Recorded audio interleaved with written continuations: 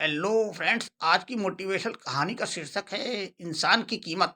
एक बार एक लोहे की दुकान में अपने पिता के साथ काम कर रहे एक बालक ने अचानक ही पूछ लिया, पिताजी, इस दुनिया में मनुष्य की क्या कीमत होती है? तो पिताजी एक छोटे से बच्चे से ऐसा गंभीर सवाल सुनकर हैरान रह गए।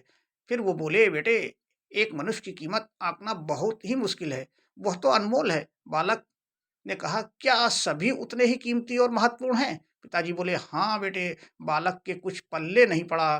फिर उसने सवाल किया कि फिर इस दुनिया में कोई गरीब तो कोई अमीर क्यों है? किसी की कम इज्जत होती है तो किसी की ज्यादा क्यों होती है? सवाल सुनकर पिताजी कुछ देर तक शांत रहे और फिर बालक से स्टोर रूम में पड़ा एक लोहे का रॉड लाने को कहा। रॉड लाते ही पिताजी ने पूछा, इसकी क्या कीमत होगी? बालक ने कहा, यही कोई लगभग 300 रुपए। पिताजी ने कहा, अगर मैं इसके बहुत से छोटे छोटे कील बना दूं तो इसकी कीमत क्या हो जाएगी? बालक कुछ देर सोच कर बोला, तब तो यह और महंगा बिकेगा, लगभग 1000 रुपए का।